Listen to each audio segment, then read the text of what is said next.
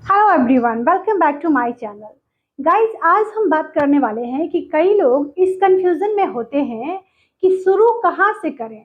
अगर आपको सच में इंग्लिश नहीं आती तो आप कहाँ से शुरू करें ताकि आप इंग्लिश सीख सकते हैं। क्या मैं जो बोल रही हूँ ये झूठ बोल रही हूँ कि मैं इंग्लिश सिखा सकती हूँ आपको?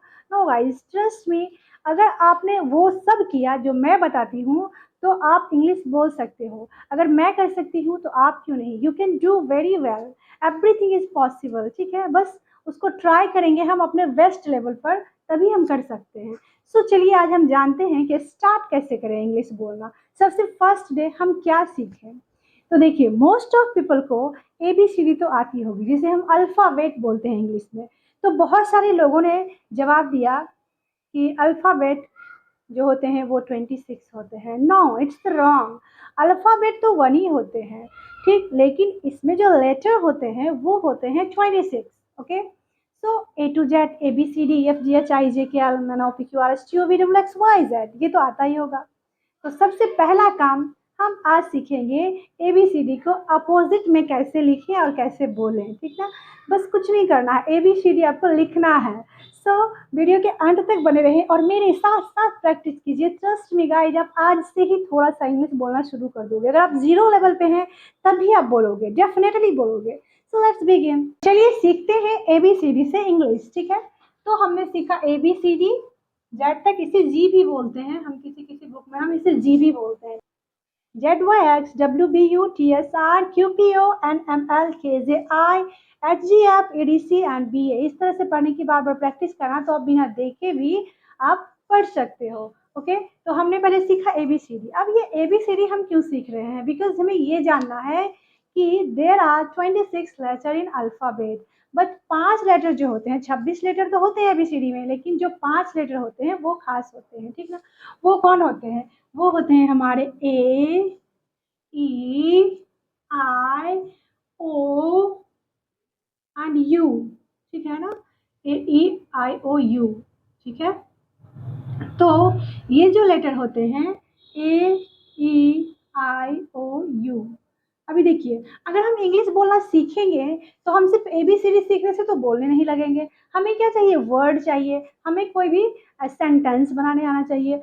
कैसे हम सेंटेंस फॉर्म करते हैं ये आना चाहिए। तो हम जो ये सीख रहे हैं कि ये जो स्मार्ट, ये 5 लेटर्स हैं, इसे हम बोलते हैं वावल। ठीक है, और बाकी जो 21 बच जाते हैं 26 में से 5 हटने के बाद, तो उसे हम बोलते हैं कॉन्सोनेंट। ठीक है, तो अभी हम क्या करेंगे? अब देखिए, जैसे कि मान लीजिए कि हम बोलते हैं ऑरेंज, तो इससे पहले हमें इंग्लिश में हम एक ऑरेंज बोले या नहीं बोले। अगर मैं ऑरेंज खाती हूँ तो मैं एक ऑरेंज में, एक डॉक्टर हूँ तो ए लगाना पड़ता है हमें बोलने के लिए। ठीक है, तो हम ए एन द जो है इंग्लिश में लगाते ही लगाते हैं, because it's the rule. English में हम अकेले नहीं लिखेंगे कि I am doctor, I am a doctor हमको बोलना होता है। ठीक है, तो आज आप प्रॉमिस कीजिए कि आज के बाद जब भी आप इंग्लिश बोलेंगे तो इस तरह के sentence, I am a teacher, I am a doctor, I am an engineer. यहाँ इंजीनियर से पहले हमने एन लगाया, तो क्यों लगाया? इसी के कारण, ये जो 5 भाई साहब हैं इन्हीं के कारण। ये जो है इसे हम क्या बोलते हैं? वावल। ठीक है, तो ये जो ऑरेंज है इससे पहले हम क्या लगाएंगे ये सीखना होता है। ए या एन। ए का मतलब होता है एक, एन का मतलब ही होता है एक। ठीक ना? लेकिन अगर हम ऑरेंज से पहले ए लगा दें तो ये इंग्लिश में गलत हो जाता है। यहाँ पे हम लगाएंगे एन, क्योंकि यहाँ पे जो ऑरेंज है इसे हम कैसे लिखते हैं? आप समझिए, ऑरेंज, या फिर आप इस तरह से ऑरेंज से समझिए कि यहाँ पे वावल साउंड हो रहा है, ओ का साउंड हो रहा है, ऑरेंज। ठीक है, या फिर ये यहाँ पे देखिए ओ जो है इसका उच्चारण अ हो रहा है। अ से लेकर के आ तक जो भी लेटर आएंगे, हिंदी में समझना हो तब समझिए कि अगर अ से इसका उच्चारण हो रहा है वर्ड का, तो इसके आगे में हम क्या लगाएंगे? एन। यही जानते आ रहे इतने दिन से। तो फिर इसी तरह से हम ऑनेस्ट, ठीक है, यहाँ पे तो एच है ना, एच, लेकिन हम यहाँ पे भी एन लगाते हैं, an honest, he is an honest man. ठीक है, क्यों लगाते हैं एन? यहाँ पे तो एच है, ये तो कॉन्सोनेंट है। ठीक ना? क्योंकि इसके साउंड भी, इसे हम कैसे लिखेंगे? ऑनेस्ट, ऑनेस्ट ऐसे लिखेंगे। इसके साउंड जो है ये ओ से आ रहे हैं, एच साइलेंट है, इसलिए हम यहाँ भी एन का यूज करेंगे। ठीक है, तो दा तो स्पेशल है, दा का कोई मीनिंग नहीं होता है, लेकिन दा किसी खास चीज से, खास चीज़ के पहले लगते हैं। उसकी बातें हम बाद में करेंगे, आर्टिकल भी तो पढ़ना है अभी। लेकिन अभी जो ये हैं, हमने सीखा कि एन कहाँ लगाते हैं। लेकिन गाइस आपको याद रखना होगा और मेरे साथ प्रैक्टिस करते रहना होगा, वीडियो को बिल्कुल स्किप ना करें, ठीक है। अभी आपको लग रहा होगा कि क्या ABCD सिखा रही है, लेकिन अगर आपको जीरो से सीखना है या सिखाना है तो आपको तो ये चीज़ जानना ज़रूरी ही होगा, ठीक है। तो हमने ये सीख लिया। अभी हम जानते हैं कि दिस दैट, दिस मीन्स होता है यह, ठीक है। दिस मीन्स होता है यह, दैट मीन्स होता है वह, ठीक है। बोलचाल की भाषा में हम बोल देते हैं ये और वो, बोलते हैं ना, ठीक है। वो एक लड़का है बोलते हैं ना, तो हम क्या बोल देते हैं। वैसे तो हम पुल्लिंग के लिए ही से इट का यूज करते हैं, ऐसे बोल सकते हैं वह एक टेबल है, वह एक चेयर है, ठीक ना। तो हम क्या बोलेंगे, that is a table, that is a book, इस तरह से बोलेंगे। दैट इज अ चेयर बोलेंगे, दूर में रहेगा तब। दैट का प्रयोग, दैट का प्रयोग हम फार के लिए करते हैं, दूर की वस्तु बताने के लिए करते हैं। मान लीजिए कि वहाँ पास में चेयर है तो हम बोलेंगे दैट इज अ चेयर, ठीक है। लेकिन अगर मेरे पास में कोई चीज है बोलेंगे this is a marker, this is a board, ठीक है, this is a white board बोल सकते हैं। तो दिस का प्रयोग, दिस मतलब होता है यह, बोलचाल की भाषा में हम ये भी बोलते हैं, नियर के संदर्भ में किया जाता है। तो सीखा ना आपने, आपने क्या सीखा कि दिस का मतलब क्या होता है, एन हम कहाँ लगाते हैं, ठीक ना। अब हम सीखते हैं इज का मतलब होता है, ठीक है। आर का मतलब होता है, एम का मतलब होता है हूँ, ठीक है है हूँ, ठीक है। तो इसका कहाँ कहाँ यूज हम करेंगे ये भी सीखने वाले हैं, ठीक है।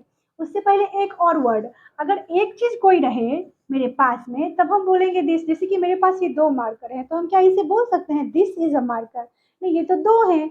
आ तो हम तभी लगाते हैं जब एक की बात होती है। तो जब दो चीज मेरे पास हो तब हम कैसे बोलेंगे, तब हम बोलेंगे दीज आर मार्कर्स। मतलब अगर कोई चीज पास हो और अगर एक से अधिक हो तब हम यूज करेंगे दीज का। क्लियर।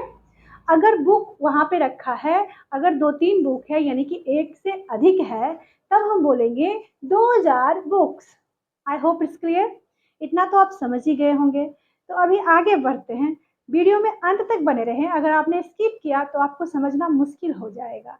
सो बने रहिए वीडियो में और देखते हैं कि अब हम क्या सीखने वाले हैं। तो देखिए हमने सीख लिया कि हम इज को बोलते हैं आर को बोलते हैं वाज मीन्स था, वर्ड मीन्स थे, आ मीन्स एक, एंड मीन्स एक, द का नो मीनिंग होता है, माय का मतलब होता है मेरा, मेरी, मेरे, योर का मतलब होता है तुम्हारा, तुम्हारी, तुम्हारे, हिज का मीन्स होता है उसका, उसकी, उसके फॉर बॉयज, हर का मतलब होता है उसका, उसकी, उसके फॉर गर्ल्स, इट्स का मतलब होता है उसका, उसकी, उसके फॉर ऑब्जेक्ट एनिमल्स, देयर का मतलब होता है उनका, उनकी, उनके, आर का मतलब होता है या फिर आवर्स का मतलब होता है हमारा, हमारी, हमारे। इतना तो आपको समझ में आ गया, ठीक है। अभी अब हम जान लेते हैं, आपको जानना होगा कि आपके घर में जो भी थिंग्स हैं, जो थिंग्स होते हैं हमारे items of home, items of home, जो भी आइटम्स होते हैं हमारे घर में, वैसे तो हमारे घर में बहुत सारे आइटम्स हैं, उनके नाम को अगर मैं लिखने लगूँ तो कोई एक स्पेशल वीडियो मुझे बनाना पड़ेगा उसके लिए। तो गाइज आप लिखिए, आप जो है सो अपने नोटबुक में अपने होम आइटम्स जो भी होते हैं उनके सारे सामान लिखें और उससे ट्रांसलेशन बनाना शुरू करें स्टार्टिंग में। तो आप अभी आपने जाना कि दिस का मतलब होता है यह, जैसे कि मुझे ये लेते हैं चेयर, मुझे बोलना है कि यह एक चेयर है। तो अभी आपको ये बताइए कि आप सेंटेंस को फॉर्म कर पाए या नहीं, ट्रूथली बोलिए। अगर आपने ये वीडियो देखा होगा तो ऑब्वियसली आप ये सेंटेंस फॉर्म करेंगे ही करेंगे। हाउ, देखिए जैसे कि हम दिस के साथ हम इज को जोड़ेंगे, ठीक है, दिस इज आ जोड़ेंगे, उसके बाद चेयर, ठीक है ना। ये हो जाएगा हमारा सब्जेक्ट, ये हो गया वर्ब, ये हो गया आर्टिकल, ये हो गया ऑब्जेक्ट, ठीक है। इसको हम इस तरह से बोल सकते हैं, सब्जेक्ट हो गया, ये हो गया हमारा हेल्पिंग हेल्पिंग वर्ब, ये हो गया आर्टिकल, ठीक है, पहचाने, और ये चेयर जो हो गया वो हमारा ऑब्जेक्ट हो गया। या मोटा मोटी आप ये कीजिए, किसी किसी में ये ए नहीं भी लगता है, जैसे कि अगर हम माई लगा दें तो यहाँ पर आ माई नहीं, ये यहाँ पे यूज नहीं होता। तो हम सब्जेक्ट वर्ब प्लस ऑब्जेक्ट बनाना सीख गए हैं, यानी कि हम सेंटेंस फॉर्म करना सीख गए हैं, छोटा छोटा सेंटेंसेस तो अब हम बना ही सकते हैं। देखिए दिस इज अ चेयर, ठीक, दिस इज अ टेबल, ठीक है। अब एक से ज़्यादा चेयर है तो हम बोल सकते हैं these are chairs, these are tables.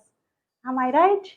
Video पसंद आ रहा है तो लाइक करें, सीखते जाए, लाइक करते जाए, सब्सक्राइब भी करें, अपने दोस्तों के साथ शेयर करें, ठीक है।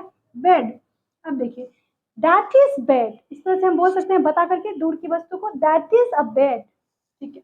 बोल लिया हमने इंग्लिश। दैट इज विंडो बोल सकते हैं हम। अभी देखिए डोर, हम बोल सकते हैं दिस इज डोर।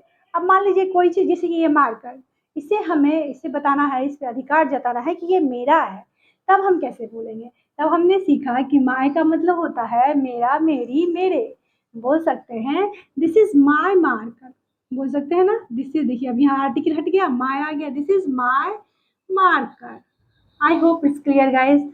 अभी देखिए, अभी वह तुम्हारा है, कोई भी चीज़ मान लीजिए हम बोलते हैं कि वह किताब तुम्हारी है, तो हम क्या बोल सकते हैं? That is your, that is your book. Clear? ठीक ना, आ रहा है मजा? तो अभी आपका ये होमवर्क है कि आप याद करें, स्क्रीनशॉट लें और ढेर सारा ट्रांसलेशन बना करके मेरी कमेंट में मेंशन करें। आपको वीडियो कैसा लगा ये तो आप मेंशन कर ही सकते हो कमेंट में। सो गाइज, मुझे आपके कमेंट का इंतजार रहेगा। आपके लाइक और सब्सक्राइब ही मेरी फीस है, मेरी मुझे मिलती है इससे एनर्जी। अगर आपने वीडियो को देखा होगा तो लाइक सब्सक्राइब शेयर करना ना भूलें। Thank you for watching.